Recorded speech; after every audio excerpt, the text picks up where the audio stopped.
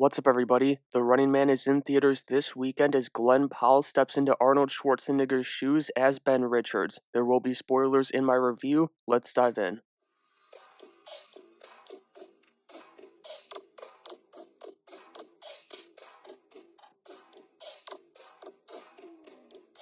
I want to get started with the story because this version of the movie had an extra 40 minutes or so, but you didn't feel it all that much, which is great. However, this story will send chills down your spine because it's scary close to where we are with technology and AI. From the doctored videos, which major news companies, they're already doing that without AI, just with some nifty editing, to Big Brother watching over with his eyes, and more. Now, I wasn't the biggest fan of the setup for this version of Ben getting into the Running Man. I think it's definitely because I'm not a parent myself, but Arnold's version is just more compelling to me. It's more personal because of the framed man element and not just, kind of being screwed by the system that a ton of people are being screwed by in this movie, and it makes Arnold's version easier to root for in the hunt. There's elements of the frame man in this too, and just simply the screwed over man with the AI videos I mentioned, and of course his kid situation being deathly sick, but it being the focus of the OG movie in a different way was just better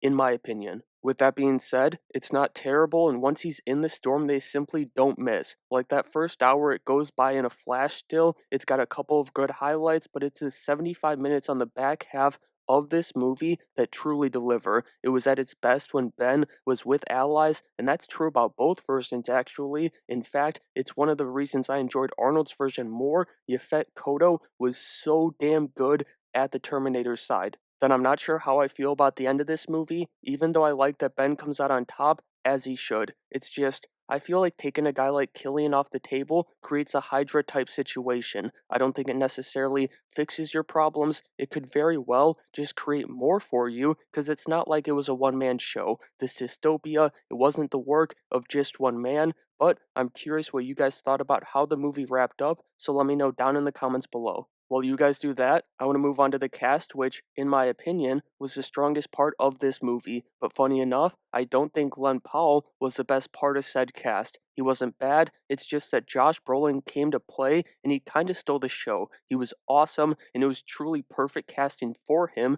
from butting heads with Ben to losing it all towards the end of the movie. It was great. However, this movie absolutely needed more of Katie O'Brien. I think she would have been electric with Glenn, and I get that, it's a different approach to the hunt and everything. I just wish they could have, found a way for Ben and Jenny to cross paths before she gets got. Another one I wanted a bit more from is Lee Pace. Dare I say, I would have liked to see him as Ben Richards. That's what the walls are saying. But in all seriousness, Coleman Domingo was another one put in a phenomenal spot. The energy he brings to being the host here is so much fun, and he's got a great scene in the final 15 minutes or so. It's him and Josh Brolin. Coleman's the man, and he was always rocking the coldest fits in this movie. What a character. Then we had nice appearances from William H. Macy. He's an incredible part of that first hour, an outstanding one from Michael Cera. He's another contender for MVP. In like his 10 minutes or so of screen time, Elton was definitely my favorite character in the movie, and a lot of that is because of Michael and what he does with the performance. Then there was another rebel who assisted Ben that stole his portion too, and that was Mr. All-American Daniel Ezra. That was a shockingly good performance from him and the kid who played his brother too. What a duo. Finally, Amelia Jones comes in and rounds everything off in the final hour. She's hot off the hit HBO show Task. She was amazing in that, and she kept it going in this movie. I might think some people, should have been in it more than they were, but I can't lie, they did a hell of a job casting this remake. Moving on from the cast, I want to touch on the visuals that were very strong overall. There were only a couple of instances where, I kind of pretended that I didn't see something, most of it being kind of like the Flash Thompson MCU scene that everybody's always bringing up and freaking out about, but for me, that's far from enough to ruin a whole movie and even ruin, the visuals of a movie, because outside of that, and on top of that with the VFX, they were really solid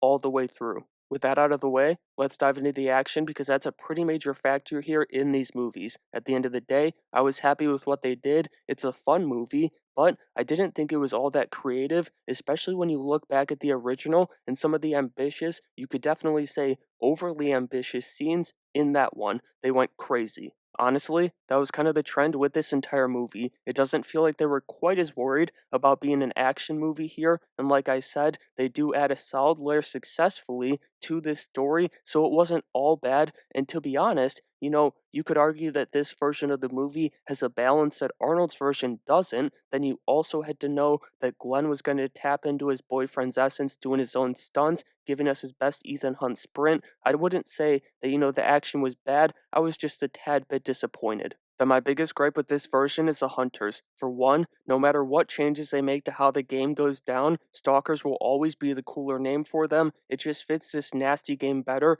in my opinion. Not only that, but none of them had cool fits here. Nothing. They do the hotel thing when they go attack Ben when he's staying at that first place, and Lee Pace, he had the mask and the glasses, which was decent, but this was another area where they just weren't nearly as creative as the people behind Arnold's version. And you could say, oh, some of that stuff is silly, and it is, and it doesn't age all that well, but at least they were ambitious. At the end of the day, both versions have their upside and both actually land at a 7 out of 10 for me personally. Arnold's version was an 8 out of 10 when I first saw it, but when I rewatched it this week, it wasn't quite as good as I remembered. He's awesome though. He was a better lead in my opinion, and he was the true star of his movie too. Even with that, it's perfect that they are, both good and different, because that's kind of, the whole point of remakes. I don't want to see the same movie, but I don't want to see a bad new version of a movie I liked. And so that's going to do it for my review of The Running Man. As always, I want to know what you guys thought about the movie, so let me know down in the comments below and make sure you have a great day.